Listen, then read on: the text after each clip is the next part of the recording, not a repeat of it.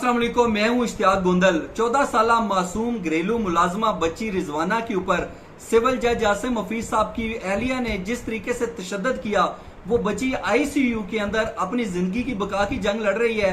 लेकिन अब आसिम हफीज साहब ने बड़ा वाज़ेह तौर के ऊपर कह दिया है कि जिस तरीके से हमारा मीडिया ट्रायल किया जा रहा है, इससे बेहतर है कि हमें जबा कर दें। यानी कि इन अदर वर्ड्स आप ये कह सकते हैं कि एक तरफ वो बच्ची अपनी जिंदगी की बका की जंग लड़ रही है, जबकि दूसरी तरफ आसिम हफीज साहब जो है वो अपनी बीवी के दिफा में भी खुलकर सामने आ गए हैं। उन्होंने अपनी बीवी के हवाले से मुख्तलिफ नफ्सियाती अमराज का जिक्र करते हुए ये भी कहा है कि वो जरा गुस्से वाली हैं, लेकिन उन्होंने कोई तशद्दुद नहीं किया। इसके अलावा कुछ और बड़े अहम नुकात उन्होंने सामने रखे हैं और ये जो खबर शेयर हुई है ये वी न्यूज ने शेयर की और जियो और बाकी मुख्तलिफ जो न्यूज़ पेपर्स हैं वहां पर भी ये खबर शाया हुई है। पहले ये खबर आपके सामने रखता हूं, फिर इससे जुड़े हुए कुछ हकायक आपके सामने रखूंगा, कुछ दलाइल आपके सामने रखूंगा, फिर आप खुद जो है वो फैसला कीजिएगा कि कौन ठीक है और कौन गलत। सबसे पहले खबर आपके सामने शेयर कर देता हूं और वो खबर यह है कि इस्लामाबाद में 14 साल घरेलू मुलाजमा रिजवाना पर तशद्दुद की मुलजमा खातून के शोर सिविल जज आसिम हफीज ने कहा है कि हमारा जिस तरह वहशियाना मीडिया ट्रायल किया जा रहा है, इससे तो बेहतर है कि हमें जबा कर दिया जाए। अब बज़ाहिर देखा जाए तो इसके हवाले से दो बड़े अहम पॉइंट्स हैं। सबसे पहली बात तो यह है कि क्या वाकई ये जो मीडिया ट्रायल का जिसका नाम दिया गया है, क्या ये वाकई एक बेबुनियाद खबर के ऊपर आपको मुर्द इल्जाम ठहरा रहा है, आपको उस गुनाह की सजा दे रहा है जो आपने नहीं की। मीडिया गलत बयानी से काम ले रहा है, झूठ बोल रहा है, प्रोपेगेंडा कर रहा है, आपकी साख को नुकसान पहुंचा रहा है, फिर तो आप कहें कि ये एक बेबुनियाद किस्म का वहशियाना मीडिया ट्रायल किया जा रहा है। लेकिन अगर ये दुरुस्त है और उस बच्ची की जिस तरीके से मेडिकल रिपोर्ट सामने आई है और जिस तरीके से उस बच्ची के ऊपर बेईमाना तशद्दुद हुआ है, अगर वो हकीकत पर मबनी है तो फिर भी क्या इसे मीडिया ट्रायल का नाम दिया जाएगा। और दूसरी तरफ बदकिस्मती से हमने देखा था कि जिस तरीके से ज़ैनब मर्डर केस हमारे सामने आया, सोशल मीडिया ने उसको हाईलाइट किया, वो मेन स्ट्रीम मीडिया की जीनत बना, मेन स्ट्रीम मीडिया ने उसको हाईलाइट किया और उसके ऊपर फिर जो ज़ैनब मासूम बच्ची थी उसको इंसाफ मिला। इसी तरीके से ये जो मासूम बच्ची है सिर्फ 14 साल की रिजवाना, अगर इसके ऊपर इस तरीके से तशद्दुद हुआ है और अगर ये सोशल मीडिया उसको रिपोर्ट ना करता, ये सोशल मीडिया ना होता, सोशल मीडिया के ऊपर इतना सख्त रद्द-ए-अमल ना होता, तो क्या आज इस चीज के पेश नजर अंदाजा लगाया जा सकता था कि ये जो रिजवाना है उसको इस तरीके से इंसाफ मिल रहा होता, वो इस तरीके से खबरों के अंदर हाईलाइट होती, उसको इंसाफ देने के हवाले से इकदाम किए जा रहे होते। अगर सोशल मीडिया ना होता तो शायद ये सब कुछ भी ना हो रहा होता।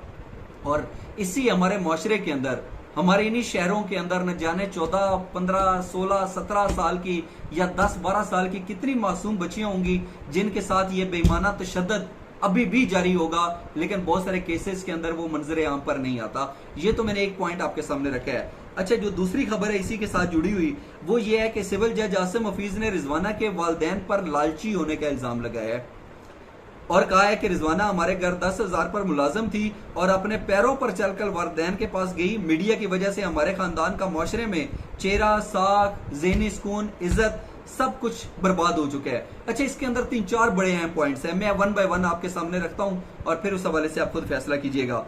सिविल जज आसिम हफीज ने रिजवाना के वालिदैन पर लालची होने का इल्जाम लगाया।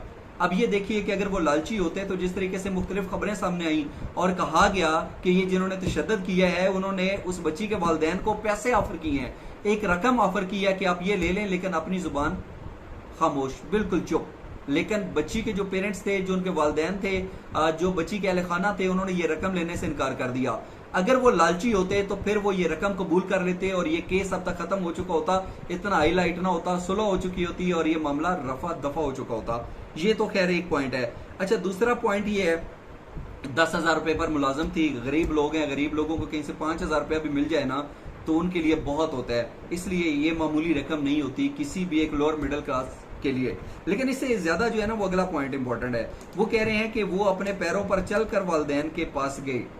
अच्छा, अब बड़ा एक इंपॉर्टेंट पॉइंट है, आप एक लम्हे के लिए फर्ज कीजिए कि 14 साल की मासूम बच्ची है, उसके वालिदैन चले लालची हैं, वो बच्ची चलकर अपने वालिदैन के पास चली जाती है, तो कोई भी दुनिया के अंदर ऐसे वालिदैन होंगे जो अपनी मासूम बच्ची के ऊपर इतना बेईमाना तशद्दुद करें, मार मार के उसका सत्यानाश बेड़ा गर करके रख दें, सिर्फ और सिर्फ इसलिए कि नहीं हम जो है वो पैसे लेके ये मामला खत्म कर देंगे। क्या आपका दिल इस चीज को तस्लीम करता है? क्या आपकी नजर में ऐसा हो सकता है? या फिर ये जो सिविल जज आसिम हफीज साहब कह रहे हैं आप समझते हैं कि ये जो है ये नामुनासिब बात है और ये हकीकत के बरक्स है। इस हवाले से जो है वो अपना कीमती फीडबैक जरूर दीजिएगा। और इसी हवाले से जो उनका तीसरा बयान है वो बड़ी अहमियत का हामिल है, वो बड़ा एक अहम पॉइंट है, वो मैं आपके सामने रखता हूँ। खबर यह है कि सिविल जज आसिम हफीज का कहना था कि सवाल यह है कि अगर वो और एहलिया अदालत से बेकसूर साबित हुए तो उनकी खानदानी साख को लगे जख्मों का अजाला कौन करेगा। बहुत जबरदस्त बात है। अगर लेट्स सपोज कल को मुझे कोई तकलीफ देता है तो मैं कहूंगा मुझे ये तकलीफ पहुंची थी, इसका अजाला करें। अगर किसी को कोई मुसीबत के अंदर मुब्तला करता है, कोई किसी की साख को नुकसान पहुंचाता है, कोई किसी की कारोबारी साख को मुतासर करता है, तो बिल्कुल उसका अजाला होना चाहिए। हद के इज्जत का लोग जो है वो दावा दायर कर देते हैं। लेकिन ये केस जो है ना ये थोड़ा सा मुख्तलिफ है। थोड़ा सा मुख्तलिफ इसलिए है कि मैं दोबारा से आपके सामने वो रीडिंग रख देता हूँ। सिविल जज आज़म हफीज का कहना था कि सवाल यह है कि अगर वो और एहलिया अदालत से बेकसूर साबित हुए तो उनकी खानदानी साख को लगे जख्मों का अजाला कौन करेगा।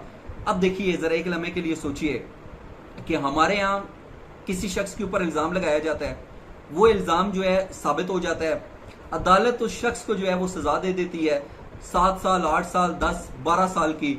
और 10 या 12 साल के बाद जब वो मामला बढ़ते बढ़ते सुप्रीम कोर्ट के अंदर जाता है या अपर कोर्ट में जाता है, बड़ी अदालत में जाता है, तो वो अदालत उसी शख्स को बेगुनाह जो है वो करार देकर बाइज्जत बरी कर देती है। तो यहां पर जिस जज ने, वो सिविल जज है, मजिस्ट्रेट है या किसी और अदालत का जज है, मतलब लोअर कोर्ट्स की मैं बात कर रहा हूं, अगर उसने गलत फैसला दिया और 10-12 साल की सजा के बाद वो फैसला गलत साबित हो गया, तो शख्स को जो 10-12 साल जो उसने अजियत बर्दाश्त की, वो अपने बीवी से, अपने बच्चों से, अपने बूढ़े वालिदैन से दूर रही, क्या उसका अजाला होता है पाकिस्तान के अंदर?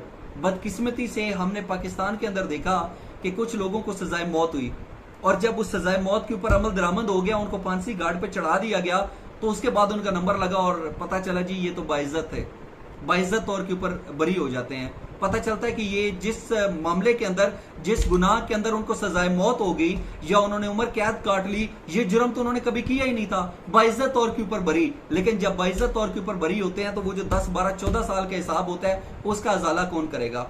कोई शख्स बेगुनाही के अंदर सजाए मौत उसको होगी, वो फांसी गार्ड पे जाकर फांसी चढ़ गया, तो उसको अजाला कौन करेगा? जब इतने बड़े बड़े जुराइम का, जब इतने बड़े बड़े इश्यूज का आज तक अजाला नहीं होता, तो ये अजाला कैसे हो पाएगा?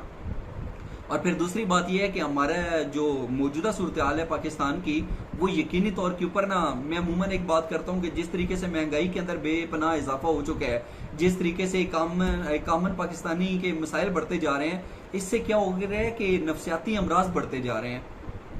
एक बंदा जिसकी 15-18 या 20 हज़ार तनख्वाह है, वो जब बाहर जाएगा अपने ऑफिस के अंदर, अपने बॉस की, अपने बड़ों की झिड़कें खाएगा, डांट डपट खाएगा, जब घर पहुंचेगा तो अपने मासूम बच्चों और बीवी के साथ उसका जो रवैया है, जो अंदाज है, वो दोस्ताना कैसे हो सकता है?